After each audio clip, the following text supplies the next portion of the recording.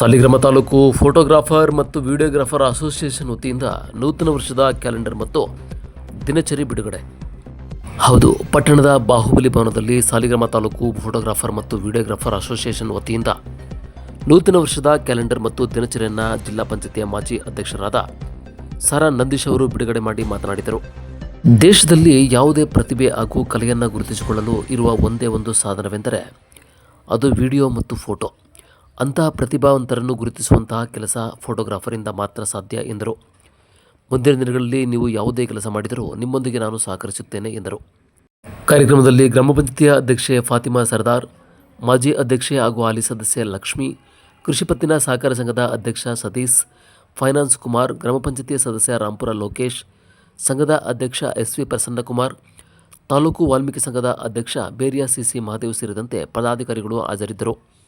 ಜಿಲ್ಲಾ ಪಂಚಾಯತಿಯ ಮಾಜಿ ಅಧ್ಯಕ್ಷರಾದ ಸಾರಾ ನಂದೀಶ್ ಅವರಿಗೆ ಸೇರಿದಂತೆ ಸಂಘದ ಎಲ್ಲ ಪದಾಧಿಕಾರಿಗಳಿಗೂ ಸಾಧಕರಿಗೆ ಸನ್ಮಾನ ಮಾಡಲಾಯಿತು. ಆರ್ಜಿ ನ್ಯೂಸ್ ಜೊತೆ ಬಸವರಾಜು, ಸಾಲಿಗ್ರಾಮ. ಛಾಯಾಚಿತ್ರ ಅನ್ನೋದು 15ನೇ ಶತಮಾನದಲ್ಲಿ ಪ್ರಯತ್ನ ಪಟ್ಟಿರುವಂತಹ ಒಂದು ಗ್ರಾಹಕ. ಇದು ಒಬ್ಬ ವ್ಯಕ್ತಿಯ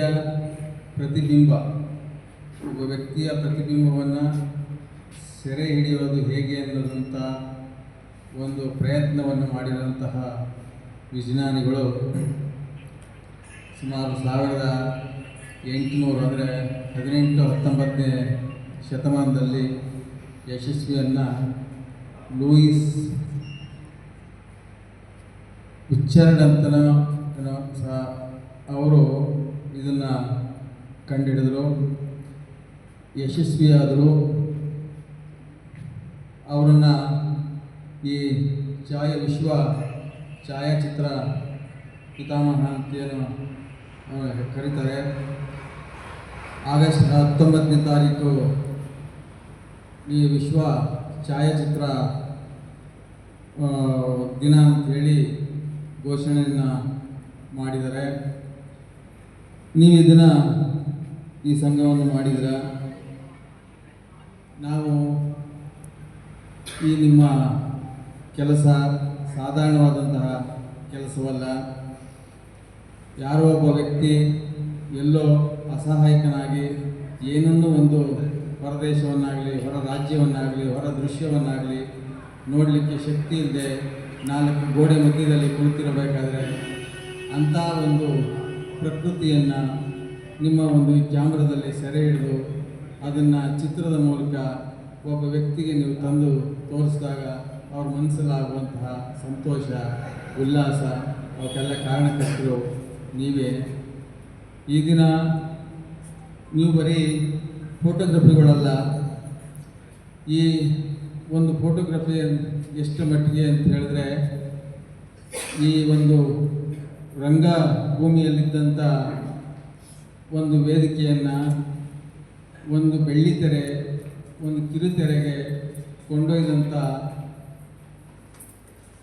ನಿಮ್ಮ ಈ ಕ್ಯಾಮ್ರಾ ಛಾಯಾಗ್ರಾಹಕ ಯಂತ್ರ ಅಂತ ಹೇಳ್ಬೋದು. ಇವತ್ತು ಯಾವೊಬ್ಬ ಕಲಾವಿದ, ಯಾವೊಬ್ಬ ರಾಜಕಾರಣಿ, ಯಾವುದೇ ಒಂದು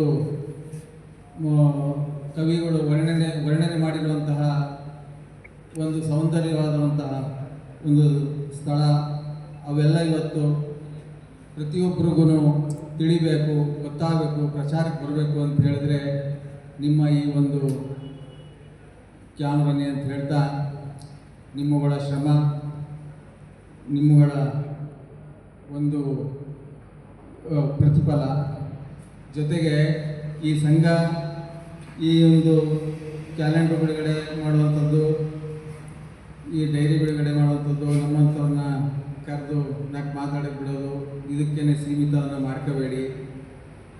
ಒಂದು ಸಂಘ ಅಂತ ಹೇಳಿದ್ರೆ ಈಗ ನಾನೊಬ್ಬ ಇಲ್ಲಿ ಕೂಗು ಹಾಕಿದ್ರೆ ಹೊರಗಡೆ ಕೇಳೋದಿಲ್ಲ. 16 ಜನ ಸೇರಿಕೊಂಡು ಒಂದು ಕೂಗು ಹಾಕಿದ್ರೆ ಮಹಾವೀರ ರಸ್ತೆ ಕೇಳಿಸುತ್ತೆ. ಅಂದರೆ ಎಲ್ಲರೂ ಒಗ್ಗಟ್ಟಾಗಿ ನಮ್ಮ ಕೂಗು, ನಮ್ಮ ನೋವು, ನಮಗೆ ಏನು ಆಸೆ ಆಕಾಂಕ್ಷೆಗಳು, ನಾವು ಯಾರು ವಿರುದ್ಧವನ್ನು ಹೋರಾಟ ಮಾಡ್ತೀವಿ ಅವರ ಕಿವಿಗೆ ಕೇಳಿಸ್ಬೇಕು ಅಂತ ಹೇಳಿದ್ರೆ ನಾವೆಲ್ಲರೂ ಸೇರಿ ಒಗ್ಗಟ್ಟಾಗಿ ಒಂದು ಬಲವನ್ನು ತೋರಿಸಿ ಒಂದು ಕೂಗನ್ನು ಹಾಕಬೇಕು. ಆ ಫೋಟೋಗ್ರಫಿ ಅವ್ರು ಕಟ್ಕೊಂಡು ನಮಗೇನು, ಅವರಿಂದ ಏನು, ಈ ಭಾವನೆಗಳು ಬರುತ್ತದು.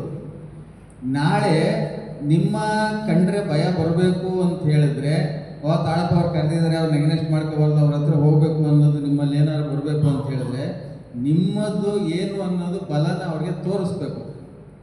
ನಿಮ್ಮ ಬಲ ಏನು ಅನ್ನೋದು ಅವ್ರಿಗೆ ತೋರಿಸ್ತಾ ಇದ್ರೆ ನಿಮ್ಮ ಕಂಡ್ರೆ ಯಾರು ಭಯ ಪಡೋದಿಲ್ಲ.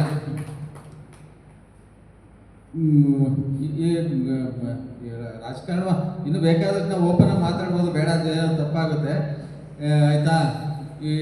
ಈಗ ಅದೇ ನಮ್ಮ ಈ ಅವರೇ ಯಾವ್ದಾದ್ರು ಒಂದು ಕಾರ್ಯಕ್ರಮಕ್ಕೆ ಕರೆದಿದ್ರೆ ಖಂಡಿತ ಬರೋರು, 100ಕ್ಕೆ 100 ಬರೋರು.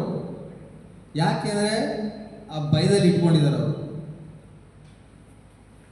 ಅದನ್ನ ಪ್ರತಿಯೊಬ್ಬರು ಸಹ ಆ ನಂತರ ಎಲ್ಲರೂ ನಿಮ್ಮ ಸಂಘದಲ್ಲಿ, ಪ್ರತಿಯೊಂದು ಸಮಾಜನ ನಿಮ್ಮ ಸಂಘದಲ್ಲಿ ಸೇರಿಸ್ಕೊಂಡು ಅವ್ರಗಳಿಗೂ ಒಂದು ಒಳ್ಳೆಯ ಸ್ಥಾನಮಾನಗಳನ್ನ ಕೊಟ್ಟುಕೊಂಡು ನೀವು ಅವ್ರನ್ನ ಮುಂದೆ ಎಲ್ಲರೂ ಒಗ್ಗೂಡಿಸಿ ಒಂದು ಹೋರಾಟವನ್ನು ನೀವು ಮಾಡಿದ್ರೆ ನಿಮಗೆ ಖಂಡಿತವಾಗಲೂ ಒಳ್ಳೆಯ ಯಶಸ್ಸಾಗುತ್ತೆ. ನೀವು ಈ ಕ್ಯಾಮ್ರಾದ ಮುಖಾಂತರನೇ ಒಂದು ಒಳ್ಳೆಯ ಹೋರಾಟವನ್ನು ಮಾಡಿ ನಿಮ್ಮ ಹಿಂದೆ ನಾವು ಯಾವತ್ತೂ ಇರ್ತೀವಿ ಅಂತ ಹೇಳ್ತಾ ಮಾತಾಡಲಿಕ್ಕೆ ಇಷ್ಟೊಂದು ಅವಕಾಶ ಕೊಟ್ಟಂತ ತಮ್ಮೆಲ್ಲರಿಗೂ